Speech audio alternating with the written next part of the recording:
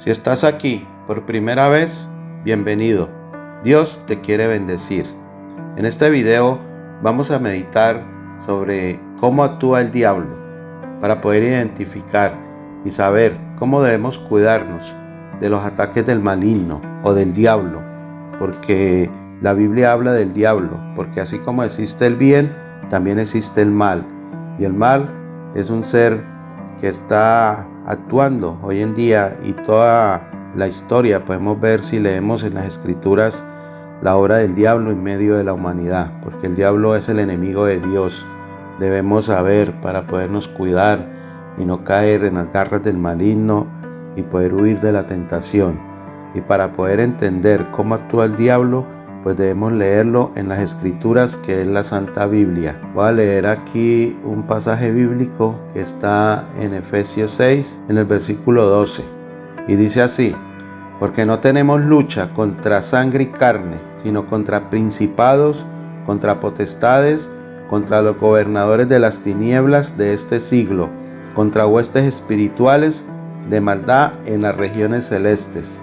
Dice la Biblia que el Señor quitó al diablo de su presencia, y al echarlo del reino de los cielos, lo mandó con sus millares de seguidores, que eran ángeles, que también se volvieron en contra de Dios, y entonces se volvieron enemigos del Señor. Esa es la venganza que tiene el diablo: actuar en la gente para ponerla en contra de Dios y meterse en las personas. Por eso dice que la lucha es contra huestes que están en los aires. Nosotros a veces nos preguntamos cómo suceden tantas cosas en el mundo, cómo actúan las personas, por qué cometen actos atroces, que uno dice, bueno, si yo estoy en mis 5 sentidos, yo no haría eso. Pero debemos saber que son espíritus que se meten a la gente, inciden a que cometan estas cosas, estas barbaridades, porque esa es la obra del maligno, para ganar almas, para que se pierdan y no ganen la vida eterna. Ahora voy a leer o a sustentar esto con otro versículo de la Biblia, y esto está en Apocalipsis capítulo 12, versículo 1, donde dice así: la mujer y el dragón. Apareció en el cielo una gran señal, una mujer vestida del sol, con la luna debajo de sus pies, y sobre su cabeza una corona de 12 estrellas. Y estando encinta, clamaba con dolores de parto, en la angustia de alumbramiento.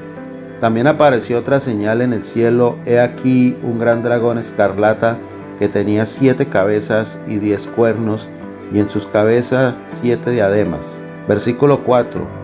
Y su cola arrastraba la tercera parte de las estrellas del cielo, y las arrojó sobre la tierra. Y el dragón se paró frente a la mujer que estaba para dar a luz, a fin de devorar a su hijo tan pronto como naciese. Y ella dio a luz, dice en el versículo 5, un hijo varón, que regirá con vara de hierro a todas las naciones, y su hijo fue arrebatado para Dios y para su trono. Bueno, antes de leer el versículo 6, pues acá se está refiriendo al diablo, que es el dragón, y la mujer que está encinta se está refiriendo a la iglesia, porque el Señor explica acá en metáforas. Por eso hay partes de la Biblia donde dice que el que tenga oídos para oír, oiga. Esto es una visión que estaba viendo el apóstol Juan cuando estaba en la isla de Patmos, y el Señor en espíritu le mostró las cosas que irían a acontecer. Por eso se llama el Apocalipsis, que quiere decir el día final. Esta mujer estaba refiriéndose a la iglesia, y el hijo que ella estaba teniendo era el Señor Jesucristo. Pues dice que en el versículo 5, ella dio a luz un hijo varón, que regirá con vara de hierro a todas las naciones, y su hijo fue arrebatado para Dios y para su trono, porque se está refiriendo a nuestro Salvador. Dice en el versículo 6, y la mujer huyó al desierto, donde tiene lugar preparado por Dios, para que allí la sustenten por 1260 días. Después hubo una gran batalla en el cielo, dice en el versículo 7. Miguel y sus ángeles luchaban contra el dragón, y luchaba el dragón y sus ángeles, pero no prevalecieron, ni se halló ya lugar para ellos en el cielo. Versículo 9. Y fue lanzado fuera el gran dragón, la serpiente antigua, que se llama Diablo y Satanás, el cual engaña al mundo entero. Fue arrojado a la tierra, y sus ángeles fueron arrojados con él. Y esto es lo que pues estábamos meditando, de que sus ángeles fueron arrojados con él. Son los espíritus que poseen la gente para hacerles cometer cosas en contra de su voluntad, que a veces las personas se arrepienten después de haber hecho lo malo, pero es en ese momento que los espíritus invaden un cuerpo, una mente humana, y hacen cometer cosas que no se harían si uno no estuviera poseído por estas huestes malignas. Versículo 10. Entonces oí una gran voz en el cielo que decía: ahora ha venido la salvación, el poder y el reino de nuestro Dios y la autoridad de su Cristo, porque ha sido lanzado fuera el acusador de nuestros hermanos, el que los acusa o los acusaba delante de nuestro Dios día y noche. Esto es cierto porque dice que, si vemos el ejemplo de Job, dice que el diablo estaba acusando a Job porque Job era una persona recta que caminaba delante de Dios. Y el diablo lo acusó diciéndole al Señor que si le quitaba las riquezas vería cómo se volvería en contra de él.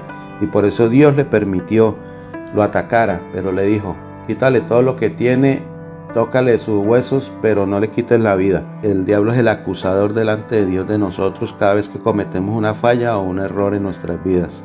Dice ahora en el versículo 11: y ellos le han vencido por medio de la sangre del Cordero y de la palabra del testimonio de ellos, y menospreciaron sus vidas hasta la muerte.